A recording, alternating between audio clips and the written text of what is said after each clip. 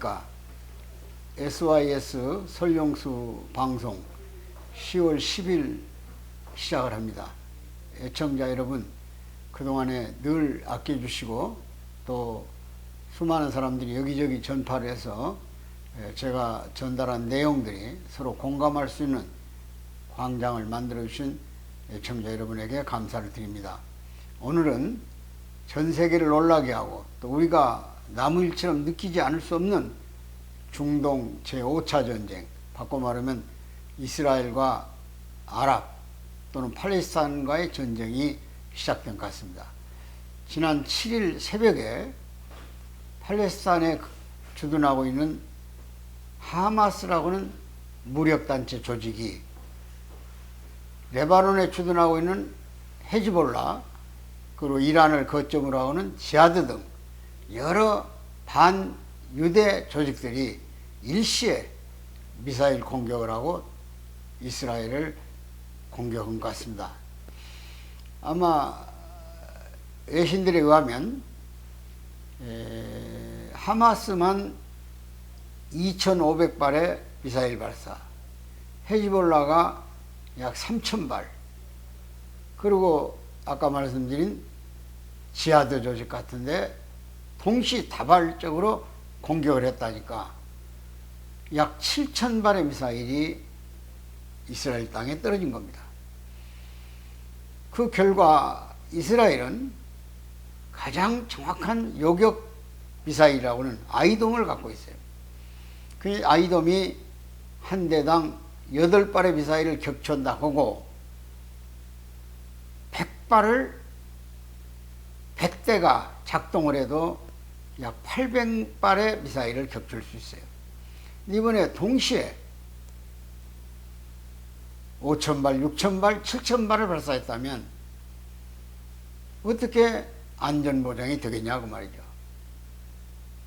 그리고 사전에 그런 팔레스타인들의 공격 조짐을 세계적으로 가장 정보를 잘 취득하고 공작을 잘한다는 모사드 조직이 몰랐다는 것은 이스라엘의 한계이기도 하고 이스라엘의 정치적 한심함이 오늘 세계적 사건을 유발하는데 반영됐다, 이렇게 봐도 과언이 아닙니다. 이번 전쟁은 왜 일어났는가, 그 원인은 많은 분석들이 있습니다만 가장 큰 원인 중에 하나가 최근에 이스라엘과 이란의 소위 국교 정상을 위한 모색입니다. 물론 미국이 중재를 했지만은 상당한 분야에서 이스라엘과 이란이 공감을 했어요. 이란이 아니라 사우디가. 그러니까 이란으로서는, 미국하고 불편한 관계인 이란으로서는 사우디가 이스라엘과 국교를 정상화하거나 어떤 동맹 시스템을 만들어내면 굉장히 불편해지고 자기들의 위치가 불안해질 겁니다. 그래서 하마스, 헤즈볼라, 지하드 같은 테러 조직을 총동원해가지고 이란과 철저한 전쟁 시나리오를 만든 뒤에 일으킨 전쟁이라고 생각을 하는 겁니다. 이걸 이름하여 우리는 제5차 중동전쟁이라고 그래요. 물론 미국은 즉각 네타냐후와 바이든 대통령이 전화를 2번째 하고 블링컨 보좌관이라든지 또 그의 국방장관 등이 이스라엘을 도와야 된다, 이스라엘에 무력 지원을 해야 된다 해가지고 항공모함, 제네럴 포드 항공모함 전단을 순양함, 구축함 해가지고 중동 지중해난에 정박시킵니다. 그리고 이미 F-35 스텔스 전투기 아마 25대가 이스라엘에 도착해서 전쟁 준비를 서두른 것 같습니다. 네타냐후 총리는 전 세계를 향한 선전포고를 사실상 했어요. 이제 우리는 어떤 경우든 이 팔레스타인 지하 조직 또는 그 옆에 있는 레바논, 시리아, 요르단, 심지어 이집트까지도 만일 이 전쟁에 어떤 함의가 있으면 결코 용서하지 않고 자기들의 모든 무력을 동원해서 초토화시켜버리겠다고 선언합니다. 아마 지상전이 눈앞에 온 것 같습니다. 왜냐하면 이번 피해가 벌써 오늘 10일 사망자만 2,000명이 된 것 같아요. 처음에는 한 1,000여 명 되더니 3, 4일 사이에 2,000명이 늘어났어요. 그 중에 최고로 큰 사망자를 나타낸 것이 바로 예루살렘 근거에 있는 사막에 있는 청년들 예술축제에 거기를 가자지구에 있는 하마스 조직이 침투해가지고 심지어 공중에 날라들어가지고 요격을 하고 도망가는 사람을 쏘고 그 건물을 파괴해버렸어요. 약 1,000명이 그 축제장에 있었는데 지금까지 밝혀진 바에 의하면 70만 269 그리고 500여 명의 실종자, 그러니까 불과 밖으로 튀쳐나온 사람 한 100여 명 남고는 다 죽은 것 같아요. 그들이 밝혀지면 이스라엘의 사망자는 더 많습니다. 사상자가 벌써 6,000명이 넘었어요. 아마 이스라엘 건국 이후에 최고의 위기를 만났고 그동안 20년 동안 이스라엘 백성이 죽은 것보다 더 많이 죽었습니다. 아마 이스라엘 가만히 있지 않을 겁니다. 그러나 우리가 걱정하는 것은 철통 같은 요격 시스템을 가지고 있고 세계에 가장 잘한다는 정보 조직 모사드를 가지고 있는 이스라엘 정부가 뭐로다가 이렇게 방심해 가지고 기습 공격을 받았느냐 그런 겁니다. 참 팔레스타인과 유대인은 역사적 반목과 갈등을 가지고 있었습니다. 그건 예수 탄생 2000년 전에 아브라함이라는 지도자가, 신앙 지도자가 갈대아 우르에서 나와가지고 유대 땅을 건설하죠. 아브라함에게 부인 100살 되더라. 사라라는 부인 100살 되더라. 자식이 없어요. 그러니까 부인과 아브라함이 상의를 하죠. 당신은 이제 생리도 끝나고 어린애를 낳을 수 없으니 어떻게 하면 좋겠냐고. 그러니까 그 사라라는 부인이 아브라함에게 권고하기를 몸종 하갈이 있으니 동침을 해서 손을 이으면 될 거 아니냐. 그래서 하갈과 동침해가지고 아들을 하나 낳은 것이 이스마엘이에요. 그 이후에 부인은 하늘에 기도하고 매달려가지고 어쩌다 또 아들을 하나 얻었어요. 100살 되더래. 그래가지고 거기서 나온 아들이 이삭입니다. 이삭을 아들로 얻은 부인은 하갈 몸종에서 난 아들을 못되게 구르니까 견디다 못해서 하갈이 아들을 낙타 등에 태우고 정첩시 떠나서 정착한 곳이 지금 그들이 말하는 메카, 사우디아라비아의 사막에 떨어진 겁니다.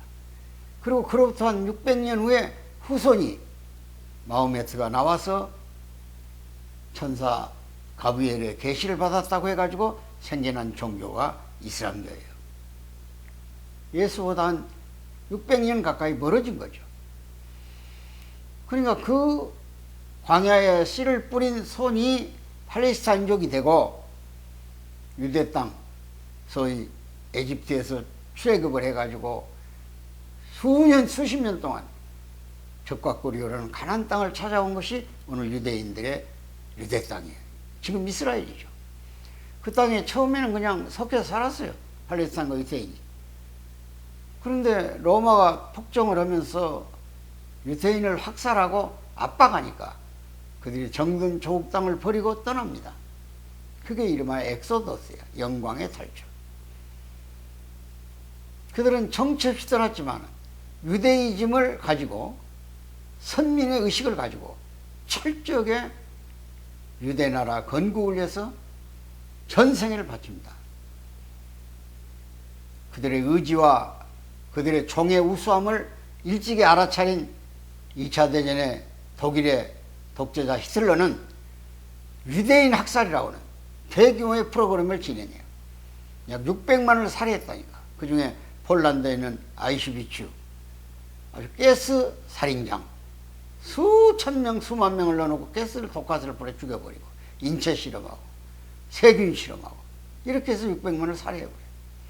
그러나 그들 끈질기게 남아가지고 세계 속에서 유대 나라를 건설하기 위한 집념을 가지고 2차 대전 때 영국, 프랑스, 미국을 도와요.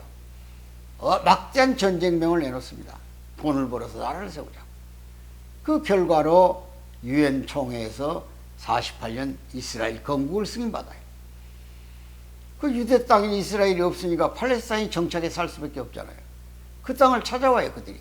와서 우리 조상들이 살던 땅이니까 내놓으라. 그래가지고 거기서 안 나가니까 전쟁이 나가지고 자꾸 팔레스타인을 몰아내가지고 가자라는 지역에 중립지역을 만들고 거기 장벽을 치고 팔레스타인들의 정착촌을 만들어주는 거예요. 그게 팔레스타인은 사실은 국가도 남의 땅 빌려 쓰고 또 주권도 사실상 행사할 수 없고 또 이스라엘이 봉쇄하니까 국교 정상화도 안 돼요. 그래서 그들의 젊은이들의 일자리도 없고 어린애들이 빈곤이 거의 50%예요. 억압의 시대를 사는 거예요. 그러나 미국의 지원을 받고 있는 유대인들은 그 나라의 나라를 세우고 상당히 성숙된 나라로 세계적 인정을 받고 그 나라를 지키는 것이 1차, 2차, 3차, 4차 전쟁을 치르면서 오늘의 이스라엘을 키워나온 거예요. 근데 이번에 5차 전쟁은 이스라엘이 정치적으로 혼란하고 약간 방만할 때 이란의 지원을 받고 있는 하마스, 헤즈볼라, 아지드 이런 조직들이 총망라해가지고 이번 기회야말로 이스라엘을 다시 팔레스타인 땅으로 되찾겠다고는 그들의 의지로 공격을 개시한 겁니다. 대단한 그들의 말한 데는 성전이고 이스라엘로 볼 때는 비참한 결과를 가져온 거예요. 네타냐후는 분명히 선언합니다. 끝까지 저항해서 팔레스타인 기지를 박살내버리고 옆에 지원 세력들을 차단하겠다고.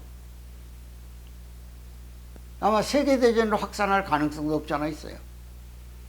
해후의 지원 세력들이 뭐 뻔하게 미국을 반대하는 나라들의 지원이 또 소련이거나 중공이겠죠. 중국. 이런 걸 바라볼 때 우리 안보는 과연 언제는가? 이걸 우리가 좀 자각할 필요가 있다 그런 얘기입니다. 우리 안보.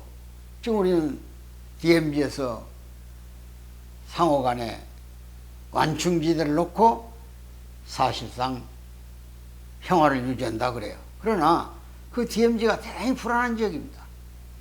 2018년 군사합의를 통해서 DMZ의 감시 역할이 우리에게는 거의 중단됐죠. 또 심지어 5개 도서에서는 K9 자주포 연습도 못하고 육지까지 와서 연습하고 가야 됩니다. 많은 제약을 받고 있어요. 같은 숫자의 요새를 철거했지만은 우리 요새는 숫자적으로 적고 북쪽은 요새가 많으니까 같은 수를 제해서 폭파해버리면 결국 손해난 쪽은 남쪽이다 그런 얘기예요. 비행금지 구역이 또 생겨났어요. 지금 김정은이가 북쪽 5개 도서 공격을 하기 위한 모의 훈련을 하고 있다고 그래, 현재. 물론 우리 한미연합훈련에 대응해서는 훈련이라고 그러지만은. 그 다음에 DMZ를 전후해서는 해주, 곡산을 통해서 저쪽 철원 북방까지 장사정포, 방사포 16,000기를 발사할 모든 전쟁 준비를 가지고 있어요. 그리고 후방을 교란하기 위한 AN2, 소위 저비행하면서도 레이더에 포착되지 않는 소위 게리라 침투형 전투기, 공격기를 가지고 있습니다. 여러 형태의 지금 전술핵도 이미 미사일에 탑재를 했다고 해요. 심지어 SLBM을 장착하기 위한 잠수함, 핵잠수함은 아니더라도 잠수함을 지금 개발하고 진수하려고 합니다. 이런 완전한 전쟁 태세를 갖추고 있는 북한에 대해서 우리가 지금 킬체인이 뭐니 해가지고 요격 시스템을 가지고 있는 것 같아요. 심지어 뭐 사드 같은 고고도 요격 미사일, 그 다음에 우리가 개발한 천궁, 또 우리가 요격할 수 있는 탄도미사일, 현무, 1, 2, 3, 4, 이런 여러 형태의 우리 대공 전략을 가지고 있어요. 그러나 과연 우리 정부가 지금 국가에 관심 없고 정치가 대응할 만한 국민적 정신 상태가 되어 있는가, 차마 걱정입니다.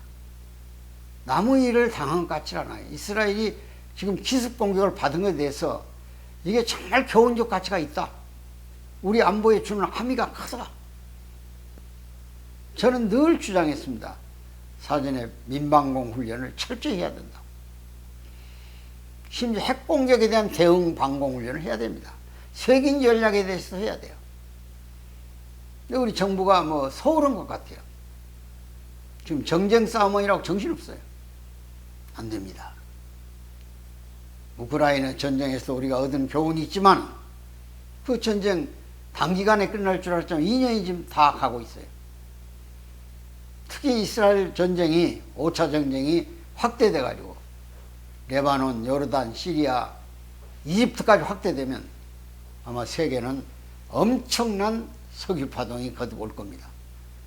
지난 7일 날 공격이 개시됐다는 언론 보도가 있자 석유가 4% 급등해 버렸어요. 우리 지금 물가의 가장 장애인은 석유 가격 아닙니까? 석유는 우리는 가스 조금 나고는 한 방울도 안 나요.